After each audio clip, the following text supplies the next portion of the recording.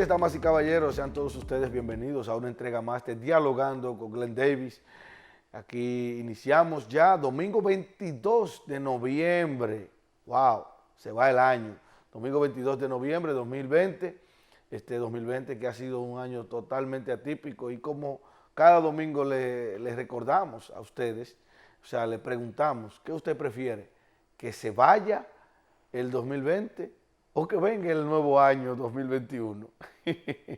yo creo que ambas, ustedes están coincidiendo con ambas, porque este ha sido un año que no olvidaremos nunca por lo acontecido en él. Muchos temas nacionales que han acontecido y a nivel mundial también, sobre todo por el tema de la pandemia. Así que sean todos ustedes bienvenidos. Recuerden que nos pueden seguir en nuestras redes sociales y a través de Canal 25. Llegamos a todos ustedes a través de Canal 25 para la televisión dominicana y a través de las redes sociales, a través de nuestros portales que son @dialogando_rd, @dialogando_rd en Facebook, Twitter e Instagram. Ahí nos pueden seguir y seguir todo el contenido de nuestro programa, también nuestra transmisión simultánea en nuestro canal de YouTube, Dialogando con Glenn Davis. Y ampliar todo el contenido de nuestro programa en nuestro portal web www.dialogandord.com.do. Muchos temas en esta semana. Hay que iniciar obligatoriamente hablando sobre el aumento en los contagios. Hay un nuevo brote en el país, por fin las autoridades, hay un nuevo brote de COVID-19 y las autoridades ya por fin se han dignado en reconocer que hemos entrado en una nueva etapa del COVID-19 en la República Dominicana y que los casos han ido aumentando. Hay que reconocer que se están haciendo más pruebas, específicamente fue para manejar un dato reciente y es que en los últimos boletines se han estado realizando más de entre 6, 7 y 8 mil pruebas y que el nivel de positividad ha sobrepasado los 1000 de contagiados, señores, en el país. Esto ha aumentado y ha disparado la cifra de los contagios en el país, y tanto así que tenemos 5 provincias ahora mismo en alerta, en las cuales está el Gran Santo Domingo y está la provincia Duarte, hay que señalarlo. La provincia Duarte, que ustedes podrán recordar que al inicio de la pandemia fue la provincia que mayor nivel de contagios y que mayor nivel de casos positivos arrojó al principio de la pandemia. Luego eso fue disminuyendo, se fueron distribuyendo en distintas provincias con el tiempo, pero ahora se encuentra nuevamente, aunque no es la primera, pero sí se encuentra entre las primeras 5 provincias donde se encuentra registrado y que está el país a nivel de alerta sanitaria en esas 5 provincias del país, incluyendo, repito, más bien el Gran Santo Domingo, que es donde más casos se reportan y que en estos momentos, porque hay que decir que la población, a pesar de las medidas que se han tomado, no ha prácticamente, no es que no ha hecho caso, sino que ya la sociedad está cansada. Se requieren de nuevas medidas que ameriten y que permitan la movilidad para que la gente pueda estar un poco más tranquila. Ya el horario del toque de queda, yo entiendo que nosotros entendemos que debe permanecer para, o más bien únicamente, lugares de expendio de bebidas, discotecas, bares, ese tipo de negocio.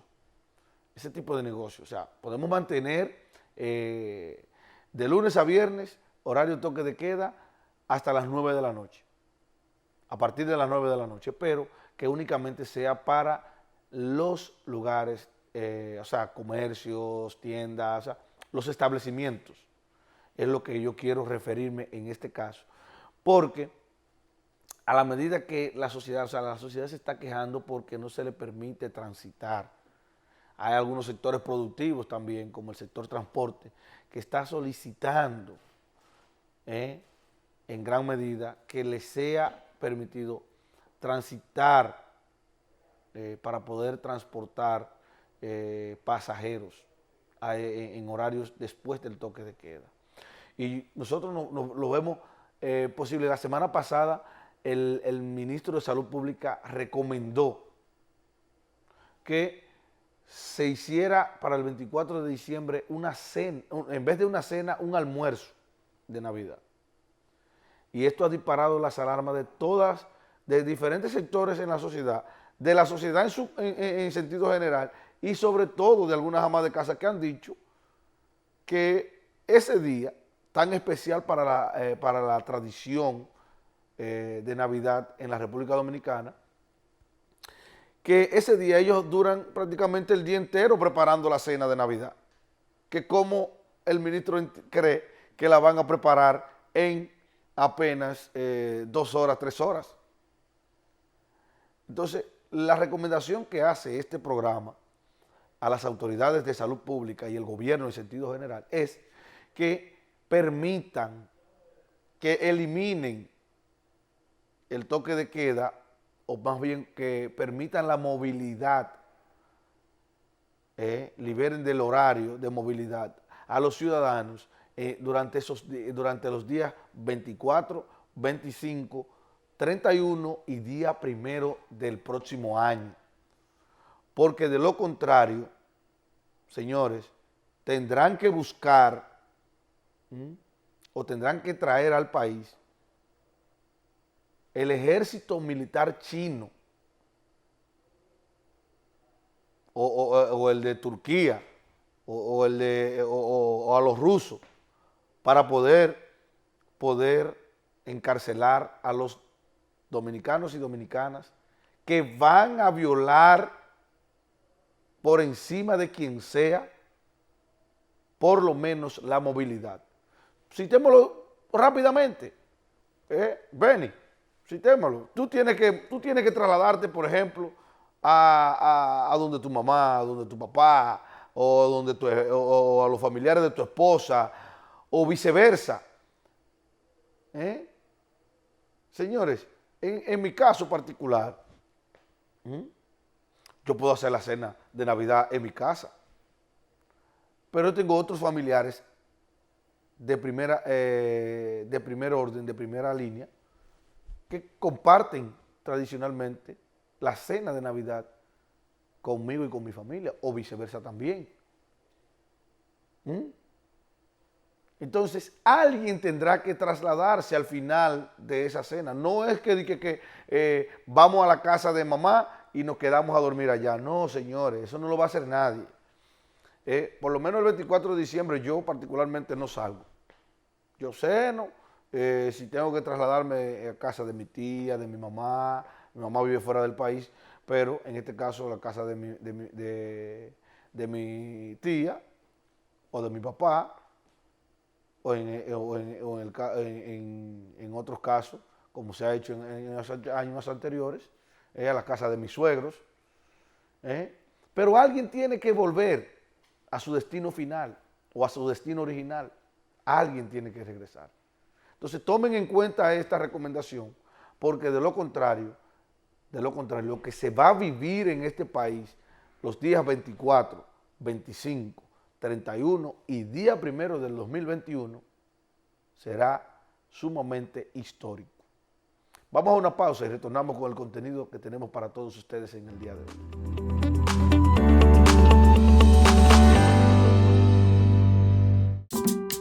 Solo un banco que por 79 años ha crecido junto a ti sabe valorar lo que es preciso valorar.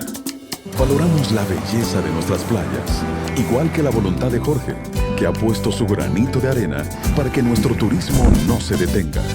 Valoramos la riqueza de lo que hemos construido, al igual que la voluntad de María Cristina, quien cada día pone manos a la obra. Valoramos la calidad de nuestros recursos naturales, igual que la voluntad de Porfirio, que ha sabido protegerlos y generar nuevas ideas en beneficio del país. Solo con voluntad hemos logrado superar tiempos difíciles. Hemos logrado adaptarnos y reinventarnos. Hemos logrado avanzar y emprender nuevos caminos. Porque la voluntad de seguir adelante es nuestra mayor riqueza. Banreservas, 79 años siendo el banco de los dominicanos. Dialogando RD se expande y ahora te brinda todas las noticias a un clic de distancia. Conoce de cerca y de una forma moderna lo que pasa en República Dominicana y el resto del mundo. Accede desde tu dispositivo a www.dialogandord.com.do. Además, comunícate con nosotros para reportar tus noticias y denuncias a través del 829-868-8909 y envía tus notas a dialogoabiertord@gmail.com. Dialogando RD, más cerca de ti.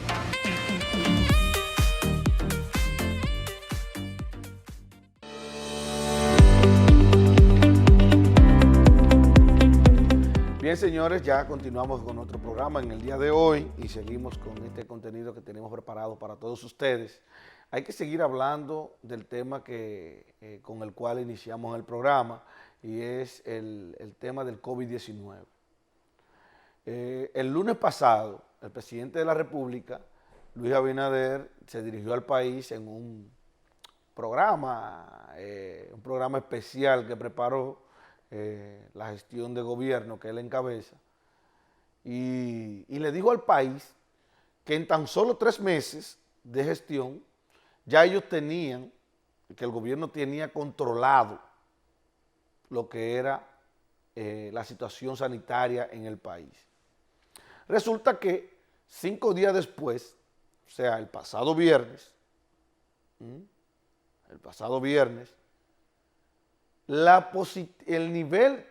el índice y el nivel de positividad de casos en el país se disparó a un 70%. Y como decíamos al inicio del programa, encabezado por el Distrito Nacional y el Gran Santo Domingo. Y ahí hay otras provincias también, incluyendo la provincia de Duarte, que ya ustedes saben lo que dije, a lo que me referí en la primera parte del programa, de que fue la primera provincia al inicio de la pandemia con que ocupaba los primeros lugares en niveles de casos del coronavirus. Entonces no se entiende, y esto refleja mucha incoherencia con lo que la realidad refleja, la incoherencia de lo que dice el presidente de la República y lo que dicen las autoridades de este gobierno. Entonces, siempre le hemos pedido al presidente Luis Abinader que por favor organice bien las ideas para que sepa lo que va a comunicar, porque tiene un exceso de hablar a los medios de comunicación, tiene un exceso de comunicar la gestión de su gobierno, y yo creo que se están apresurando, porque si bien es cierto, ya está en esta semana, a partir de mañana, ya creo que le faltarían, unos 3 días solamente, para el lunes pasado tenían 90 días, entonces estaría cumpliendo ya los 100 días en esta semana que inicia en el día de hoy. Y entonces el presidente tiene que saber lo que le va a comunicar al país, porque no es la primera vez que tienen incoherencia. O sea, también esta semana se tomaron préstamos y este gobierno en menos de 100 días lleva 4.000 millones de dólares en préstamos. Una política de endeudamiento que le criticó bastante el presidente Luis Abinader y su gobierno. Le criticaron al Partido de la Liberación Dominicana cuando ellos estaban en oposición. Entonces, una cosa no se corresponde con la otra, porque 4.000 millones de pesos, y vamos a citar solamente, oigan bien, los 500 millones de esta semana. Los 500 millones de esta semana se tomaron para un asunto de movilidad y transporte. Esa fue la justificación. Pero la justificación en planos internacionales es el tema de la pandemia. Entonces, en medio de la pandemia, también ya este gobierno anunció que le va a quitar a los ciudadanos las ayudas sociales, los programas sociales, el quédate en casa, el programa FASE. Lo dijo este gobierno que no podrán seguir con estos programas, no hay forma de continuar con estos programas a partir del mes de enero. Entonces, lo que aquí se puede producir a partir de enero, que ya lo han exclamado algunos sectores, es un estallido social.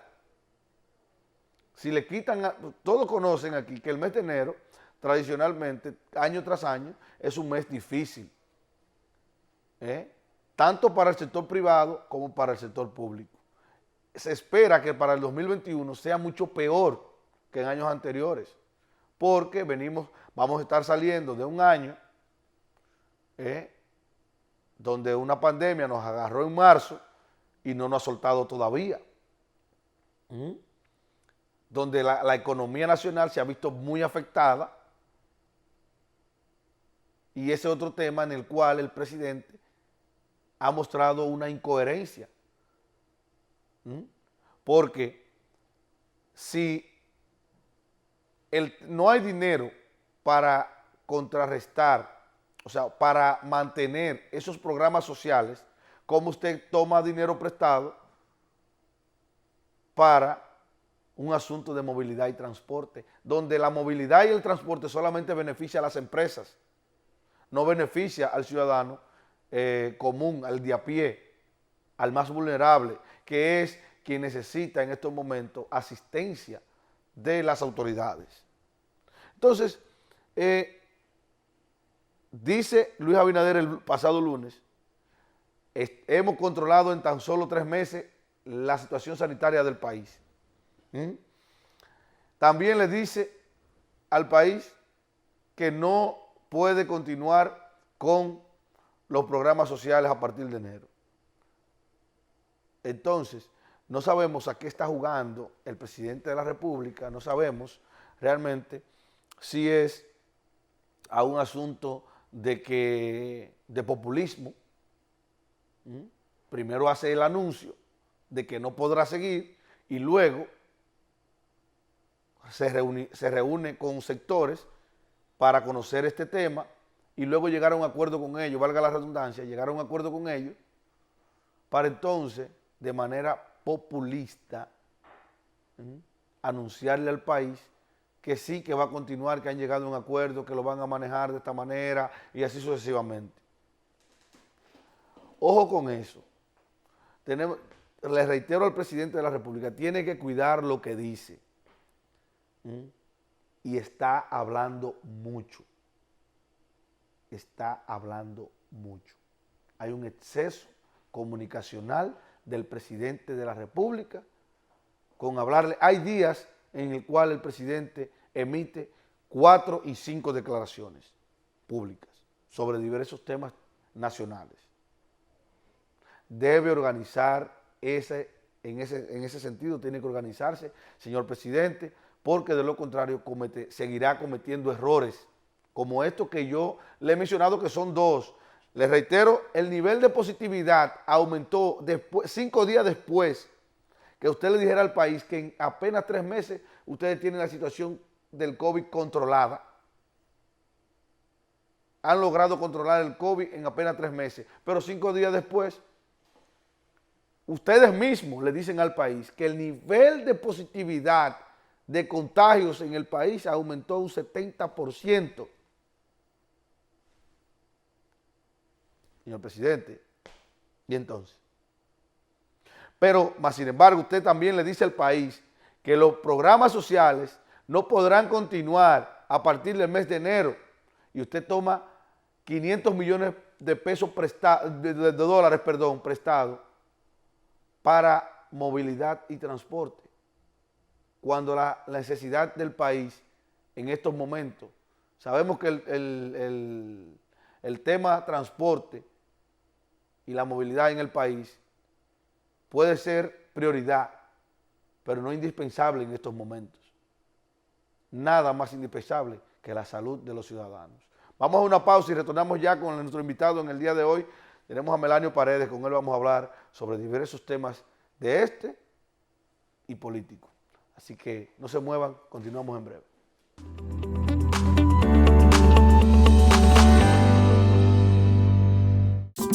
Solo un banco que por 79 años ha crecido junto a ti sabe valorar lo que es preciso valorar. Valoramos la belleza de nuestras playas, igual que la voluntad de Jorge, que ha puesto su granito de arena para que nuestro turismo no se detenga. Valoramos la riqueza de lo que hemos construido, al igual que la voluntad de María Cristina, quien cada día pone manos a la obra. Valoramos la calidad de nuestros recursos naturales, igual que la voluntad de Porfirio, que ha sabido protegerlos y generar nuevas ideas en beneficio del país. Solo con voluntad hemos logrado superar tiempos difíciles. Hemos logrado adaptarnos y reinventarnos. Hemos logrado avanzar y emprender nuevos caminos. Porque la voluntad de seguir adelante es nuestra mayor riqueza. Banreservas, 79 años siendo el banco de los dominicanos. Dialogando RD se expande y ahora te brinda todas las noticias a un clic de distancia. Conoce de cerca y de una forma moderna lo que pasa en República Dominicana y el resto del mundo. Accede desde tu dispositivo a www.dialogandord.com.do. Además, comunícate con nosotros para reportar tus noticias y denuncias a través del 829-868-8909 y envía tus notas a dialogoabiertord@gmail.com. Dialogando RD, más cerca de ti.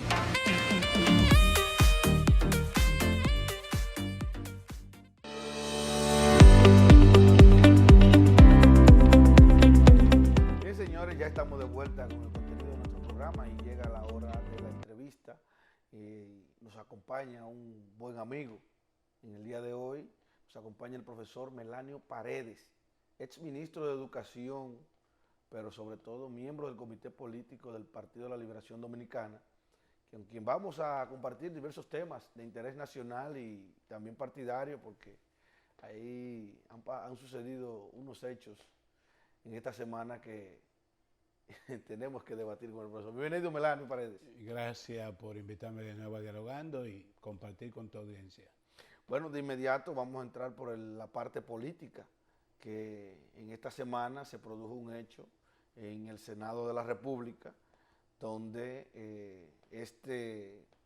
esta Cámara le otorgó, los senadores le otorgaron la segunda mayoría al partido Fuerza del Pueblo, que vimos rápidamente la reacción del Partido de la Liberación Dominicana, que va a recurrir a los tribunales. Y con este tema, ¿qué opinión le merece a Melanio Paredes? Los hechos van develando la catadura de cada actor político en República Dominicana, porque es así, la verdad es dura, es testaruda, y no basta con que tú levantes un discurso y una retórica, si después tus hechos desdicen esa retórica. El año pasado, aquí, actores políticos, como los seguidores del expresidente Fernández y él mismo, llegaron incluso a organizar manifestaciones frente al Congreso de la República. En un hecho inaudito, un presidente del partido dirigió a unas huestes hasta el Palacio del Congreso para protestar o supuestamente defender la constitucionalidad frente a unas cámaras dirigidas por subalternos en el comité político. Y si la palabra subalterno luciría poco elegante, sus compañeros del comité político. El presidente de la Cámara de Diputados, miembro del comité político, el presidente del Senado, miembro del comité político, y el presidente del partido. Entonces, resulta doloroso, pero también muy aleccionador, que un año después las fuerzas o los seguidores de ese mismo dirigente político se desdigan cuando en el Senado de la República, en tratativas de aposento, logran conformar una supuesta mayoría matemática e ignoran de manera olímpica la legalidad que representa el principio constitucional establecido en el artículo 178 de la Constitución de la República. Esa materia constitucional está por encima de cualquier ley objetiva o de cualquier reglamento interno, en este caso del Senado de la República.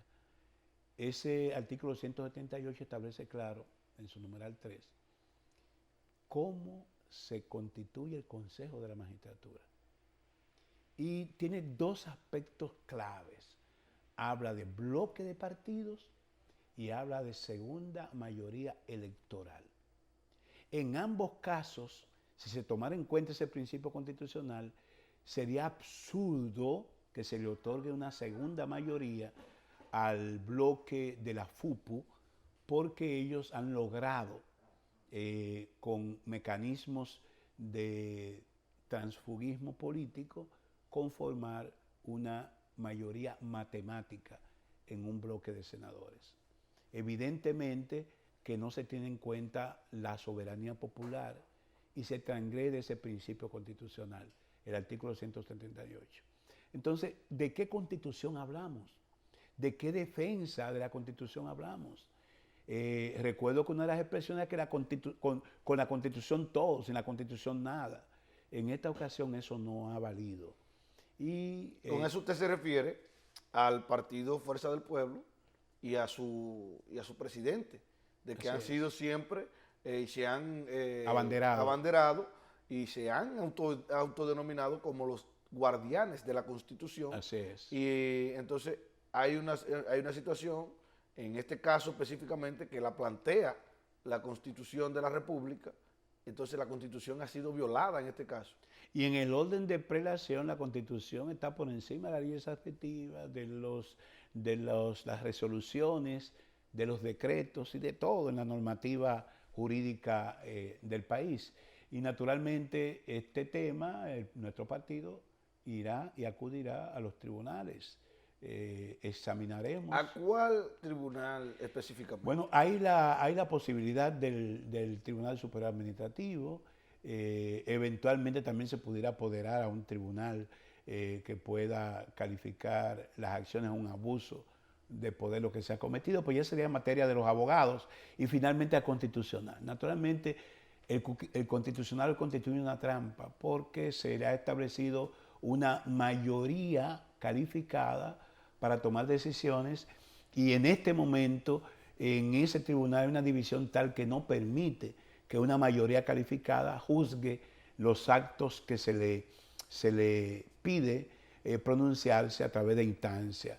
Como usted me está diciendo que en el tribunal constitucional entre sus miembros hay una división tal que no garantiza que se pueda hacer una mayoría de 9 miembros. Lamentable. ¿Y a qué se debe lamentable, eso? Si se puede saber. Por un problema tendencial, y es lógico que nuestro partido que se dividió y que de alguna manera propició la conformación de ese Tribunal Constitucional en todos estos años, porque salen algunos, entran otros, hay magistrados de carrera en el Tribunal Constitucional, pero hay también actores que de alguna manera lidian con lo político. Y lo que ha quedado claro es que una serie de instancias que han sido llevadas a ese Tribunal Constitucional no tienen respuesta. Por ejemplo, el tema de las primarias abiertas, eso se llevó a Constitucional, y la calificación de inconstitucional de algunos artículos de la ley de partido y la ley de régimen electoral. No fue posible que se calificara, y cuando se han venido a pronunciar es cuando ya los hechos han pasado, cuando no tienen ya ningún tipo de objeto ni interés. Entonces, en este caso, entendemos que pronunciarse sobre ese hecho, que implica una modificación de la instancia que tiene que decidir sobre su permanencia o no en el Tribunal Constitucional, como el Consejo de la Magistratura, difícilmente ahí se logre una mayoría calificada. Porque precisamente es el Tribunal, es el Consejo de la Magistratura, en el que se debate esto de la segunda mayoría en el Senado, la que tendrá que decidir sobre los jueces que salen del Constitucional en unos meses, e incluso su futura composición. Y ahí ciertamente hay un tema que tendrá que ser resuelto a futuro. o ese tema de la mayoría calificada deberá liberarse, flexibilizarse, de manera que en buen derecho las decisiones que se tomen allí no estén mediadas por una suerte de composición y tendencias al interior del Tribunal Constitucional y en definitiva si lo existiesen, porque se imponga la mayoría, que la mayoría decida a través de sus decisiones y la jurisprudencia que se establezca si ellos están actuando conforme al derecho o conforme a intereses particulares o individuales extra tribunal. De manera que en el caso del Partido de Liberación Dominicana examinará todas las opciones que tiene a su disposición. Ya esta semana, al finalizar la semana, el Diario Libre sacó unas declaraciones de unas entrevistas que se le hizo a abogados constitucionalistas de los más reputados del país, y estos señalan que sería una estocada a la institucionalidad si se le reconoce o se le asigna y finalmente se puede consumar el hecho de constituir a esa llamada fuerza del pueblo como segunda mayoría. Bueno, antes de introducirle la próxima pregunta, yo quisiera hacerle otra pregunta, valga la redundancia. ¿Usted considera que hay una alianza entre Leonel Fernández y Luis Abinader, actual presidente de la República? No solamente que hay una alianza, sino denunciar, como lo he hecho a través de las plataformas digitales, de que es una alianza de intereses particulares, de encono, y no una alianza programática, que sería digamos, legítima en todos los sistemas democráticos del mundo. O sea, desde Europa, donde están las democracias más desarrolladas, el propio Estados Unidos, América Latina, se pueden dar, y sobre todo en aquellas democracias en que el Parlamento es el primer poder del Estado y un ente fundamental para la conformación de gobierno, que se den alianzas políticas de tipo programática.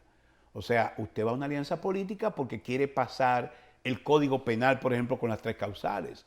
O usted va a una alianza política porque quiere establecer un régimen migratorio que de alguna manera pueda frenar la incursión en su territorio de una migración no deseada.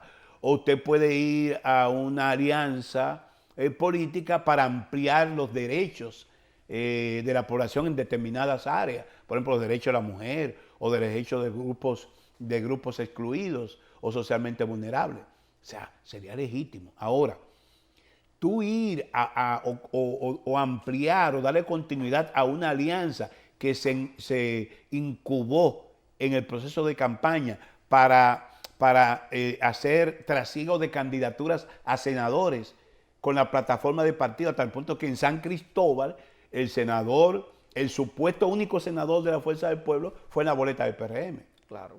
Y en Santiago, donde salió electo el actual presidente del Senado, fue precisamente apoyado por una coalición de fuerzas en la que estaba la Fuerza del Pueblo. De manera que tú no puedes escoger una segunda mayoría de un bloque de partido, como establece el 178 de la Constitución, un senador que participó en una coalición de fuerzas precisamente apoyando al presidente del Senado, que fue el senador de Santiago. De manera que hay una serie de desaguisados en esa alianza que fue calificada en su momento por el expresidente Danilo Medina como la alianza de Maco con Cacata.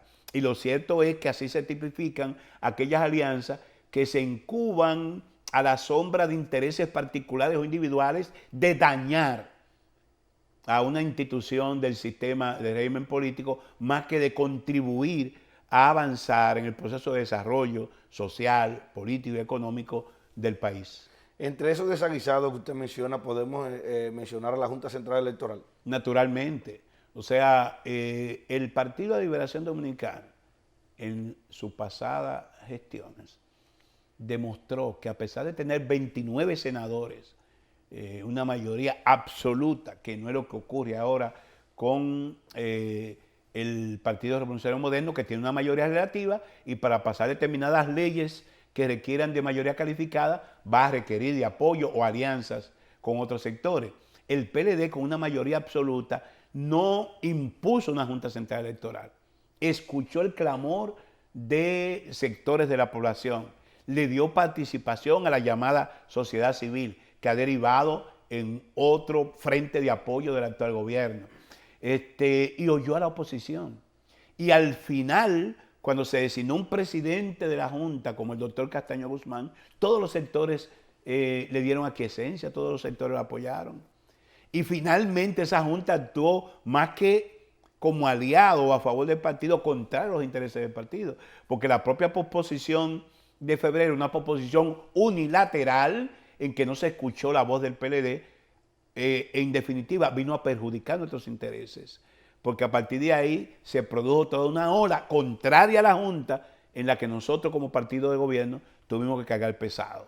Y las consecuencias de eso se reflejaron tanto en las elecciones del 15 de marzo a nivel municipal como la del 5 de julio a nivel presidencial y congresual. De manera que para nosotros hay una alianza clara de esos sectores que comenzó con la conformación de la Junta Central Electoral, continuó con el nombramiento de la flamante vicepresidenta, candidata a vicepresidenta de Leonel Fernández, en una importante posición del Estado, en este caso en la Junta Monetaria, continuó con el otorgamiento gracioso de la segunda mayoría a la FUPU y se dice que hay también en carpeta otras designaciones y otros actos como es pretender convertir en partido mayoritario a un partido que no lo es, que no obtuvo el 5% de la votación en ninguno de los niveles considerados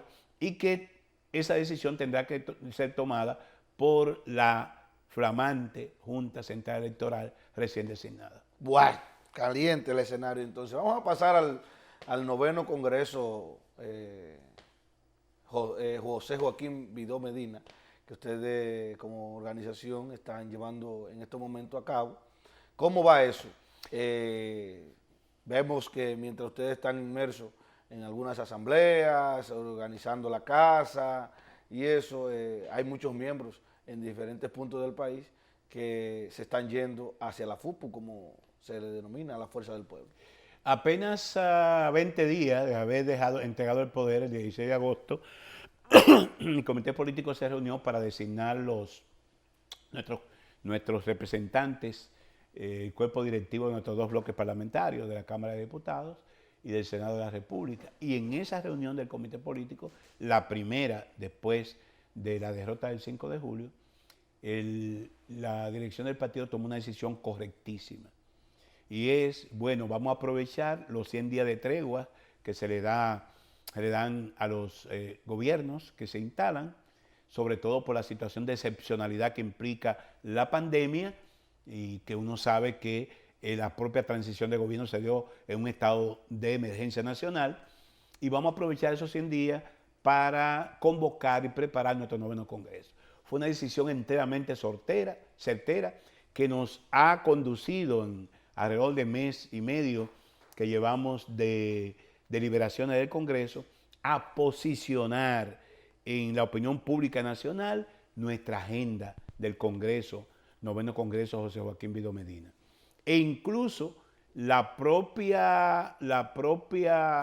involucramiento del partido y toda su dirigencia en las tareas del Congreso nos ha permitido evadir una confrontación a la que nos quería provocar el gobierno para discutir temas que fueron ya materia de la campaña electoral. Este gobierno no ha terminado de entender que ellos tienen que gobernar y que la campaña pasó el 5 de julio. Ellos ganaron con su discurso, o más que ganar las elecciones, el PRM se benefició de que el PLD perdió las elecciones, porque de eso se trata. Y los hechos han venido a demostrar eso. Ahí no había un plan de gobierno. Todas las acciones que ha estado anunciando y desarrollando el presidente Abinader no son más que la continuación de todos los programas que ya estaban en desarrollo en la pasada gestión del presidente Medina. Verbigracia, ahora en Mao, acaba de dejar instalado el programa 911, programa de asistencia y seguridad ciudadana, que fue de las grandes luces en los gobiernos del presidente Medina y que esa ampliación a Mao eran de los pocos puntos que faltaba para que este programa alcanzara un carácter efectivamente nacional, sobre todo en las principales provincias del país, donde se pudieran generar situaciones de inseguridad o problemas que tienen que ver con la asistencia pura y simple a los ciudadanos y ciudadanas. De manera que el Congreso se ha desarrollado como lo teníamos programado. Estamos llamados a terminar la fase, esta semana precisamente, hoy domingo debe terminar la fase de discusión normativa en su primera etapa. Lo que hayan discutido los organismos en términos de propuestas en los 14 documentos que han sido bajados para discusión, tendrá que subir ahora para que la comisión sistematice esa documentación y la baje de nuevo para ser conocida en los plenos municipales. Ya allí lo que se van a conocer son las posiciones de mayoría o minoría, y entonces de los resultados de esos plenos municipales se estarán recogiendo las propuestas y organizándolas para ser conocidas en la plenaria general de documentación, que será entre el 6 y el 15 de diciembre. Y naturalmente en el momento que podamos completar esa fase, tendremos a un Partido de la Liberación Dominicana alineado en términos de su declaración de principios y estatutos con la nueva normativa electoral y de partidos. Además, estaremos en capacidad de contar con un diagnóstico y una evaluación de lo acontecido en el proceso de elecciones 2020 y esto reconducirnos o redireccionar las políticas, la línea política nacional y electoral que sostendremos a partir del mes de enero, pero al mismo tiempo nos pondrá en condiciones de tener aceitada la normativa que va a regir la fase electiva. Toda esta fase hasta diciembre es la fase normativa. A partir del 21 de diciembre vendrá la fase electiva, que es la de renovación de autoridades desde los presidentes de comité de base intermedio hasta el comité central y el comité político. Precisamente durante este fin de semana hemos concluido ya con las asambleas regionales y provinciales que organizó la comisión organizadora a los fines de acompañar, orientar y motivar la discusión de todos los documentos y al mismo tiempo un proceso de validación orgánica que se ha hecho con los presidentes de comités de base, que son los que participan en las discusiones de asambleas de los comités intermedios. La presidencia del PLD y la Secretaría General son posiciones a lo interno que actualmente son codiciadas. La presidencia no tanto como la Secretaría General, porque a raíz de lo que se escucha y lo que se dice, y de aquí en este programa también lo manifestó el vocero de los senadores del Partido de la Liberación Dominicana, de que Danilo Medina podría ser el próximo presidente del Partido de la Liberación Dominicana. ¿Cómo se está manejando eso? ¿Cómo será esa campaña a lo interno del partido y cuántos aspirantes hasta el momento hay a cada posición? No podemos poner la carreta delante de los bueyes antes que definir la forma de elección y el momento de la elección de las autoridades del partido, que implica todos los miembros del comité central, si fuera a renovarse toda su matrícula, la Secretaría General y el presidente, que en los actuales estatutos confiere ese derecho a los miembros del partido. En los actuales estatutos o los vigentes estatutos, tanto el presidente del partido como el secretario general y los miembros del comité central son electos con sufragio universal y directo de la membresía de la organización. Es un tema que está en discusión en los estatutos. Se ha hablado de la posibilidad de un voto calificado para elegir al presidente y al secretario general, como ocurre en muchas democracias del mundo, en que lo que se elige es, digamos, la máxima dirección del partido, y esa máxima dirección entonces escoge a su cuerpo directivo. En este caso, al presidente, al secretario general y los titulares de secretarías. Ese es un tema que ha despertado interés y está actualmente en discusión, y no podremos definir nada hasta que veamos cuáles son las posiciones de mayoría y minoría que serán establecidas en esa plenaria del mes de diciembre. Ciertamente hay ya varios compañeros que han manifestado su interés de correr por una u otra posición, y en el caso de la presidencia se entiende que el expresidente Medina tiene el carril de adentro, aun cuando él no ha manifestado hasta este momento su disposición de aceptar una nominación a ese cargo. Pero en definitiva es importante el desafío que tiene el Partido de Liberación Dominicana entre los meses de enero y marzo del próximo año 2021, porque habremos de tener una dirección renovada de todos sus cuadros directivos principales y al mismo tiempo también la elección o la escogencia de sus voceros autorizados, que son el secretario general y el presidente del partido. Es bueno consignar que en esta ocasión y en la propuesta de modificación estatutaria que se bajó a las bases, se consigna la creación de 2 vicepresidencias. No sabemos si estas serán finalmente aprobadas o no, pero en el caso de que sean aprobadas, entonces ya tendríamos también 2 funciones importantes que se adicionarían a la presidencia y la secretaría general, porque estas presidencias, además de las funciones que le asigne el presidente, que ya no actuaría como un presidente individual, sino una instancia colectiva, que sería la presidencia del partido, con un presidente y 2 vicepresidentes, como la secretaría general, que tiene el titular de la secretaría y tiene varios vicesecretarios generales. En este caso, esas 2 vicepresidencias... Que de hecho lo tienen las demás secretarías también. Exacto. Esas 2 vicepresidencias tendrían funciones muy específicas asignadas para uno de los 3 secretariados. Ahí está el secretariado político orgánico, que es materia de la Secretaría General, su orientación, su dirección, el poder liderarlo. Y entonces tendríamos una vicepresidencia encargada de uno de los secretariados, el de ramas profesionales, y otro secretariado estaría coordinado por una de las vicepresidencias, que es el secretariado científico, técnico y de gobernabilidad. De manera que es interesante todo lo que está planteado en este proceso, que ha despertado mucho interés y que innegablemente ha garantizado que el Partido de la Liberación Dominicana, en condiciones adversas de asedio, de sonsaca y hasta de resaca electoral, haya podido movilizar a su dirigencia y su militancia fundamental. ¿Y cómo van ustedes ya ahí rápidamente, van a manejar el tema de las provincias, o sea, sus dirigencias, su cúpula más bien, Sí.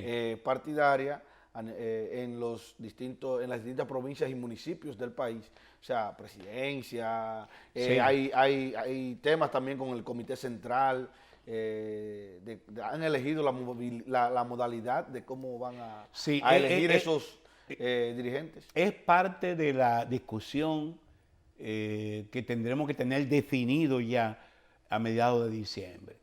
Melanio Paredes, partidario de que esa renovación de las estructuras se produzca de abajo hacia arriba, que la constitución de nuevos comités de base, que es muy probable que estemos anunciando a partir del lunes, esta nueva composición de presidente de comité de base escojan a los presidentes intermedios. Los presidentes intermedios en una votación calificada son los que eligen a los presidentes municipales y a su vez los presidentes municipales a los presidentes provinciales.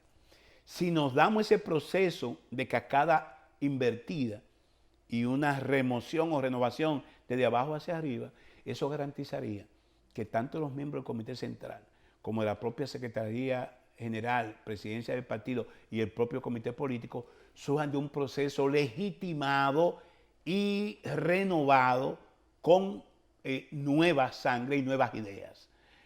Porque si se hace al contrario, y el hecho de que el Partido de la Liberación Dominicana había estado represado por 20 años, estaremos dando pie a elegir una dirección del partido con las viejas estructuras.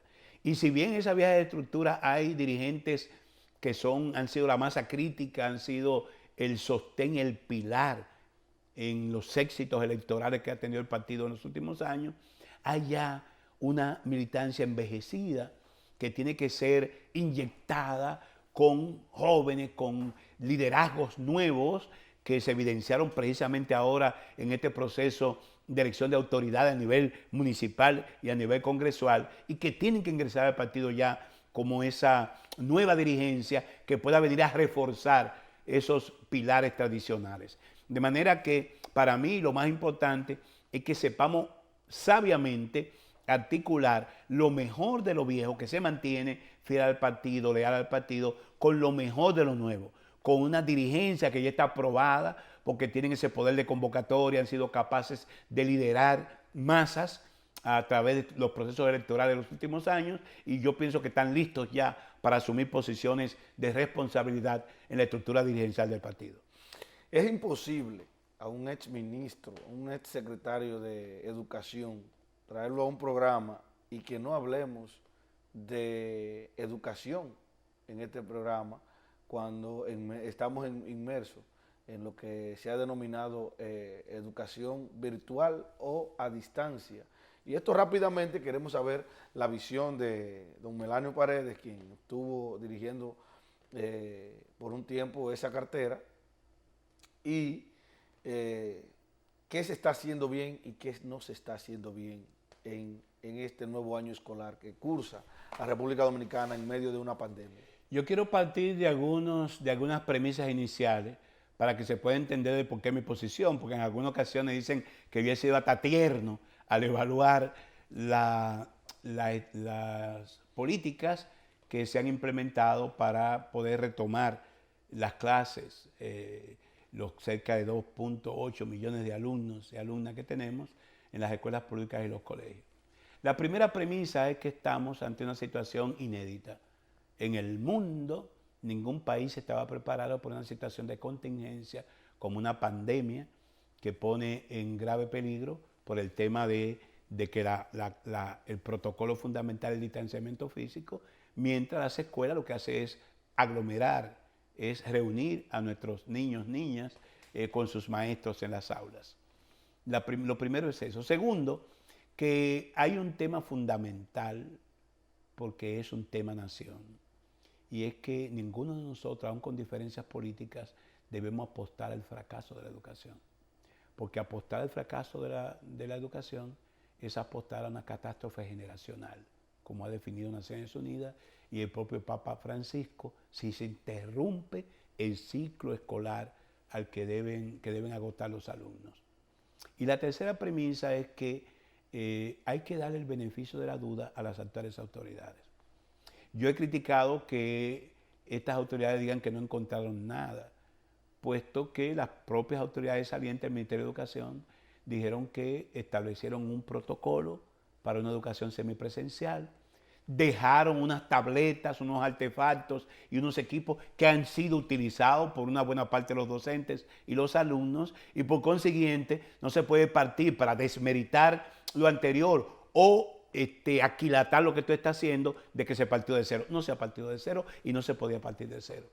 Otro elemento a tomar en cuenta es que en el tema de la educación no hay compartimentos estancos. Tú no puedes terminar un año y comenzar otro como que no hubo un año anterior. No, lo más importante en todo proceso educativo es la continuidad del proceso. Y que el niño que terminó el primero o el segundo grado no ha concluido. O sea, el grado siguiente tiene una vinculación muy estrecha en cómo él terminó el curso anterior. Porque en definitiva el currículum es un conjunto de contenidos que expresan competencias, habilidades que el alumno tiene que mostrar dominio. Y si bien no lo mostró en el curso anterior, la primera tarea en el curso siguiente es que el maestro de ese curso pueda reforzar aquella parte del currículum en términos de competencias, habilidades, conocimientos que no pudo dominar en el curso anterior. Y yo digo que el año anterior, el año 19-20, terminó abruptamente, terminó de sorpresa. Y el hecho es que el Consejo Nacional de Educación aprobó una promoción automática. Pudieran o no los niños y niñas haber satisfecho lo que tenían que mostrar en términos de dominio de su curso. Y por consiguiente este año debió tomar en cuenta eso para que sea una continuación de ver cómo remediar lo que no fue posible agotar en el curso anterior y entonces enfrentar los desafíos del curso presente. Eso no se ha tomado en cuenta ni he visto que se ha manejado. Simplemente se ha insistido en la modalidad de la educación remota en las herramientas e instrumentos que se están utilizando y uno aspira a que se tenga éxito. Pero la advertencia que hemos hecho a las autoridades es que estén alerta, que no se crean que los maestros pueden solo, que el gobierno puede solo. Esta es una tarea de toda la sociedad, de maestros, de familias, de gestores, de administradores, de comunicadores, de toda la sociedad. Y por consiguiente, si se evidencia que una determinada estrategia de la que están implementando no da resultados o no está dejando los frutos esperados, se pueden hacer las adecuaciones y los redireccionamientos del lugar. Es lo que hemos estado planteando y ver, esperar un par de meses a ver cómo discurre estas iniciativas, y entonces nosotros en su momento haremos nuestros reparos y nuestras sugerencias para lograr el éxito. Profesor, muchas gracias por brindarnos tanto a nuestra persona como a nuestros televidentes este interesante conversatorio dialogando con Glenn Davis. La invitación para un nuevo programa, y cada vez que usted lo entienda, este espacio es suyo. Siempre a tu disposición, es grato conversar contigo y tener la quiesencia de los amigos de la teleaudiencia. Éxitos en el Congreso del Partido de la Liberación Dominicana. A ustedes las gracias por acompañarnos en el día de hoy. Recuerden que el próximo domingo a la misma hora, por el mismo canal. Hasta entonces.